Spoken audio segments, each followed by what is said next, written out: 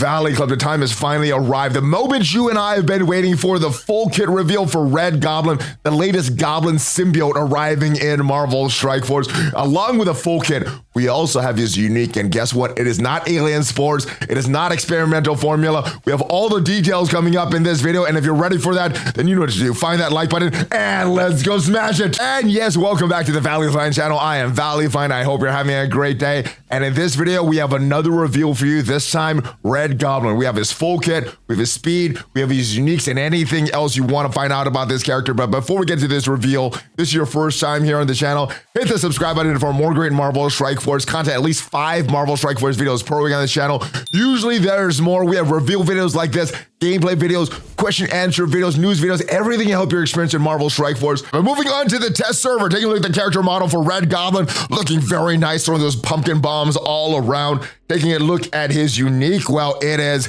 Hammer Tech, not alien spores, not experimental formula. It is the same stuff that Gwenpool uses, Spider Slayer uses. Now, you may want to continue to use it on Gwenpool and Spider Slayer. The reason is that the 4-piece Hive Mind in Venom, Carnage, Gwenom, and Void Knight, they with super-skrull, they can pretty much take care of the bio lanes of the raids. Now, if you're thinking of this team as a full team using the outsider raids, you probably do want to build this character. But again, Red Goblin mainly for the raids. You're gonna have some use outsider raids.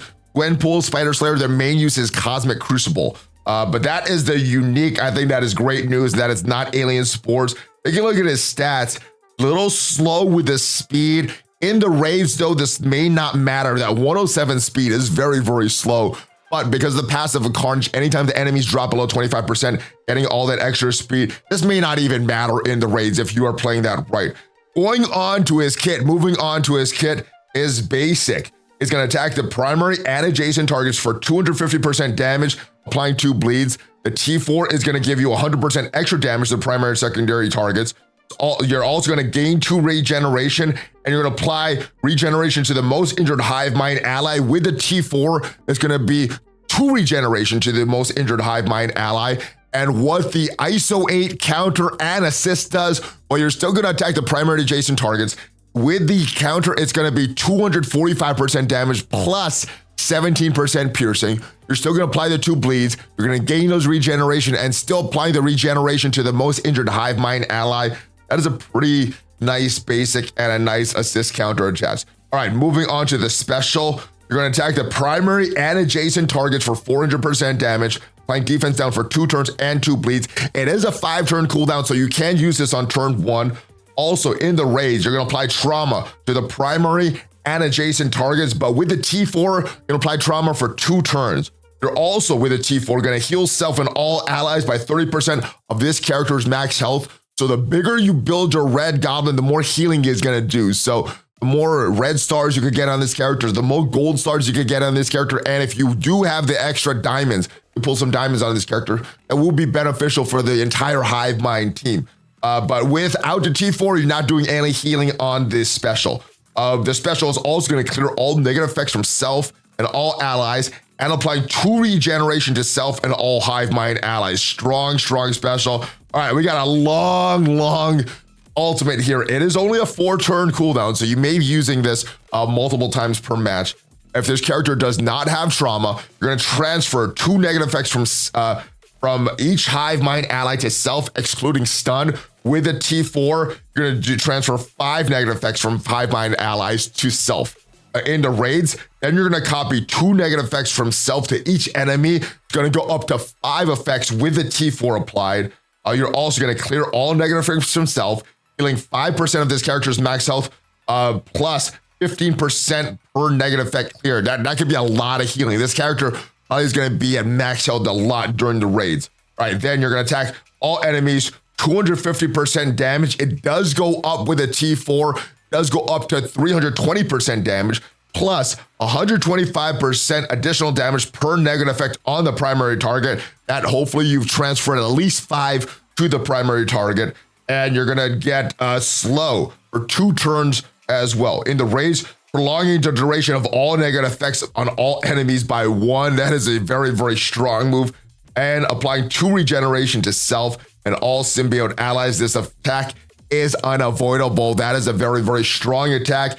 And I think it's also going to have value in War and in Cosmic Crucible. Moving on to the passive here, and it is a long passive. What the T4 does, when an enemy takes damage from bleeds, you're going to apply 1 deflect up to a maximum of 5 to self and all Hive Mind allies. What the T4 does, or what the passive does in totality, what you're going to do on spawn, you're going to gain a charge, and you're only going to gain 1 charge, and that's the only place that you should gain the charge.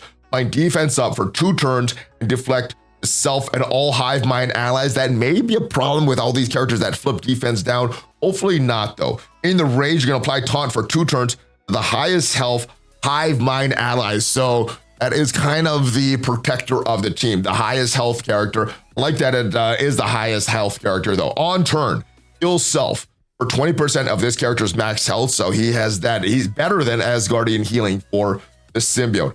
Applying 2 deflect and taunt to 2 turns to the highest health Hive Mind allies. So yeah, on turn, you're gonna get a taunter there. On charge, if charged, revive 1 dead symbiote ally with 60% max health, then lose charge. Again, the only time you're getting charge, you're getting 1 of them on spawn. So pretty much in the rage, you're getting 1 revive, and it's happening on the Red Goblin turn. When this character or a Hive Mind ally drops below 50% health, that character has taunt, do the following to that character. So you're applying taunt with turns and on spawn, but if they drop below 50% health, this is what's gonna happen. You're gonna clear taunt, like safeguard, and 2 death proof. Nice. And fill this character's speed bar by 30%, which means that you're more likely to do a basic or a special or an ultimate, getting regeneration, healing up that character a little bit more. On death of a Hive Mind ally, fill this character's speed bar by 25% health, which makes it more likely to take a turn and revive that character if you haven't already used that charge. When an enemy takes damage from bleeds, I 1 deflect up to a maximum of 5 to all Hive Mind allies. And there's a lot of bleeds flying around with this symbiote team, gaining 60% damage. Hive Mind allies gain 60% damage. Yeah, so timing out of that boss node, not gonna happen with Red Goblin. 25% block amount. Hive Mind allies gain 25% block amount. Man, this is a strong, strong kit. Not sure how valuable he's going to be outside the raid. There are going to have some value in Cosmic Crucible, some value in Hive Mind, and obviously they are going to smash in the raids with Red Goblin. I think it's no problem that you are going to fully sim the bio section of the raids. But that is it for me today, Valley Club. Hopefully this video helps you in planning what you want to do for Red Goblin. Hopefully it helps you in saving your hammer tech. And yes, in planning at how many alien spores and how much experimental formula you need. This video did help you, provide you some value.